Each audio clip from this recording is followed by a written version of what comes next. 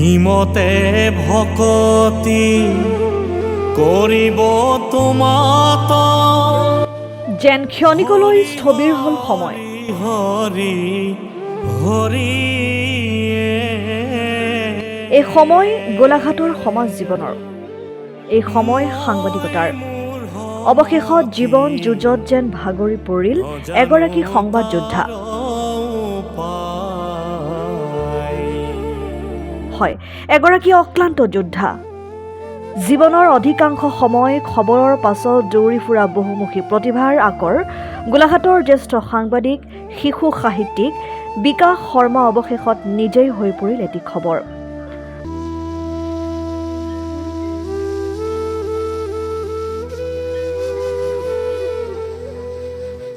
মঙলবাৰে পুৱাই চৌদিশে নিমিষতে বিয়পি পৰিল এটা অনাকাংক্ষিত খবৰ।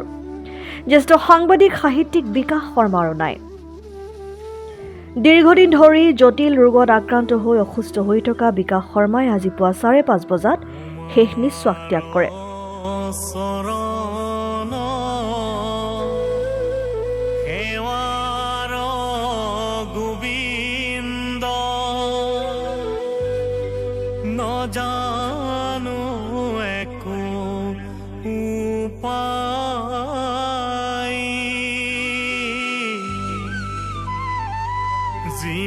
মৃত্যুৰ সময়ত তেওঁৰ বয়স হৈছিল 58 বছৰ। প্ৰয়াত শৰ্মাক অন্তিম শ্ৰদ্ধাঞ্জলি জ্ঞাপনৰ বাবে গোলাঘাট জিলা সাংবাদিক সংস্থাই ৰাজহুৱা শ্ৰদ্ধাঞ্জলি অনুষ্ঠানৰ আয়োজন কৰে। সাংবাদিক সংস্থাৰ কাৰ্যালয়ৰ চৌহদলৈ শৰ্মাৰ নশ্বৰ দেহ লৈ অহা হয় আৰু তাতে বিভিন্ন দল সংগঠন, সতীৰ্থ সাংবাদিক, শুভাকাংক্ষী ৰাইজে শেষ শ্ৰদ্ধাঞ্জলি জ্ঞাপন কৰে।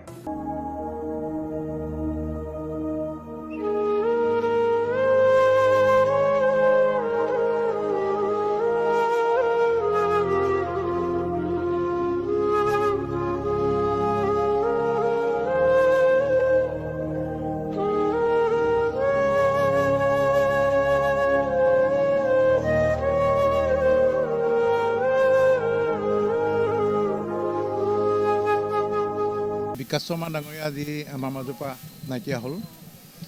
তেখেত গোলাঘাটৰ যি 2-3জন এতিয়া জ্যেষ্ঠ সাংবাদিক আছে তাৰ ভিতৰৰে এজন তেওঁ সাংবাদিক। আৰু গোলাঘাটৰ বহু ৰাইজ আছে যি সাংবাদিক বুলিলে বিকাশ শৰ্মাকে আগৰ পৰা জানি আহিছে।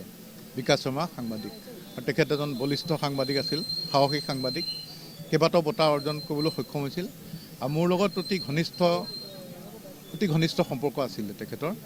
আগতে সাংবাদিক সন্থাৰ অফিচলৈ যেতিয়া আহোঁ তেখেতেই সদায় বহি থকা পাওঁ সুস্থ হৈ থাকোঁতে। আৰু সুস্থ হৈ যেতিয়া ঘৰত আছিল, মই কেইবাবাৰ তেওঁৰ ওচৰত মই খবৰ কৰিবলৈ গৈছিলোঁ। কিন্তু হঠাতে তেওঁৰ বেছি ৰোগাক্ৰান্ত হৈ মৃত্যু হ'ল। এইটো এটা গোটেই অসমবাসীৰ কাৰণে এটা অপূৰণীয় ক্ষতি হ'ল।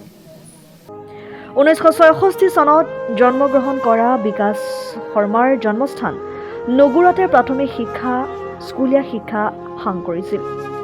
ইয়াৰ পিছতেই তেখেতে সদৌ অসম ছাত্ৰ সন্থাৰ সৈতেও জড়িত হৈ পৰিছিল। ইয়াৰ পিছতেই সাংবাদিকতাৰ জৰিয়তে বৌদ্ধিকতাৰ সাজ পিন্ধিবলৈ সক্ষম হোৱা বিকাশ শৰ্মাই 1988 চনত তেজপুৰৰ পৰা প্ৰকাশিত অগ্নিগড় আৰু সাদিনীয়া সংবাদৰ যোগেদি তেওঁ সাংবাদিকতাৰ জীৱন আৰম্ভণি কৰিছিল। ইয়াৰ পৰৱৰ্তী সময়ত 1990 চনত তেওঁ যোগদান কৰিছিল দৈনিক অসম কাকতত। ইয়াৰ সমান্তৰালভাৱে আজি অসমৰো তেওঁ আছিল গোলাঘাটৰ সংবাদদাতা। তাৰ পৰৱৰ্তী সময়ত দীৰ্ঘদিনৰ বাবে অসমীয়া প্ৰতিদিন কাকতৰ সৈতে জড়িত হৈ পৰিছিল।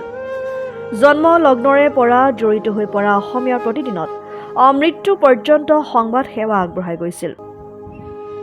সাংবাদিকতাৰ দৃষ্টিকোণেৰে চালে তেখেত এগৰাকী বলিষ্ঠ কণ্ঠ।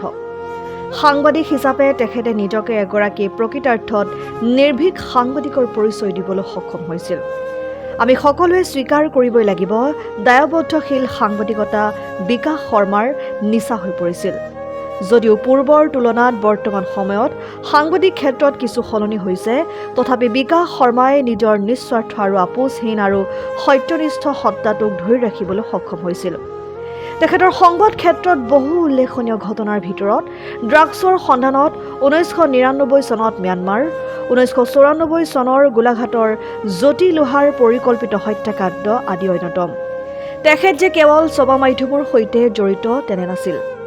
ৰাষ্ট্ৰীয় নিউজ চেনেল টাইমছ নাওৰ জৰিয়তে 2 বছৰ ইলেক্ট্ৰনিক মাধ্যমতো সংবাদ সেৱা আগবঢ়াৰ অভিজ্ঞতা বুটলিছিল। শৈশৱৰে পৰা প্ৰকৃতি আৰু গ্ৰন্থৰ বিচিত্ৰ জগত বিচৰণ কৰা বিকাশ শৰ্মাৰ চিন্তাৰ তৰংগই প্ৰকাশৰ বাট বিচাৰিছিল। লিখিবলৈ আৰম্ভ কৰিছিল প্ৰবন্ধ, গল্প, কবিতা। গল্প, উপন্যাস ৰচনাত তেওঁ আছিল অনায়াস বিচৰণ। শৰ্মাৰ কলমেৰে প্ৰকাশ পাইছিল ৰচনা কৰা উপন্যাস নামবৰত ৰাজু, নিতু আৰু চন্দ্ৰ, আৰু এখন যুদ্ধ হৈছিল। দুয়োখন শিশু উপন্যাস সাহিত্য সভাৰ দ্বাৰা সদৌ অসম ভিত্তিত আয়োজিত শিশু উপন্যাস প্ৰতিযোগিতাত প্ৰথম পুৰস্কাৰ প্ৰাপ্ত। ইয়াৰ উপৰি পাপচক্ৰ, বিপ্লৱৰ মহানায়ক, ফিডেৰেল কাষ্ট্ৰ আছিল তেওঁৰ দ্বাৰা ৰচিত অন্যতম গ্ৰন্থ। সংবাদ জীৱনৰ বাবে অনবদ্য বৰঙণি আগবঢ়োৱা বিকাশ শৰ্মাক কাজিৰঙা আঞ্চলিক সাংবাদিক সংস্থাই 2024 বৰ্ষৰ কাজিৰঙা বঁটা প্ৰদান কৰিছিল।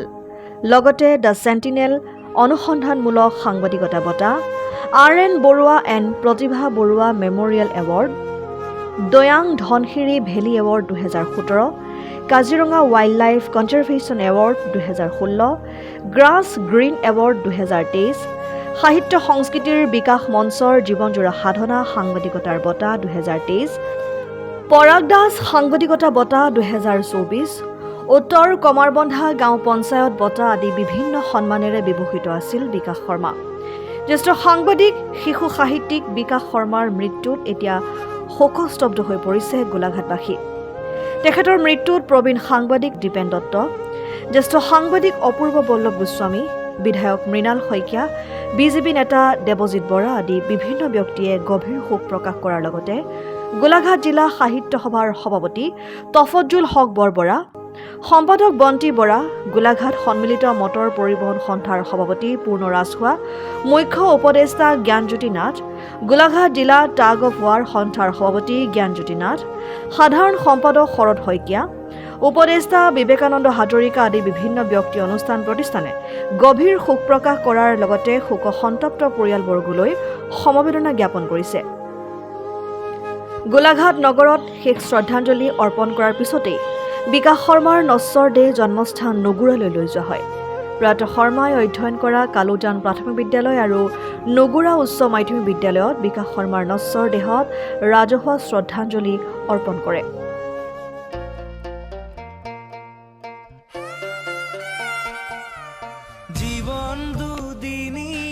দয়াং নদীৰ পাৰতে বিকাশ শৰ্মাৰ শেষকৃত্য সম্পন্ন কৰা হয়।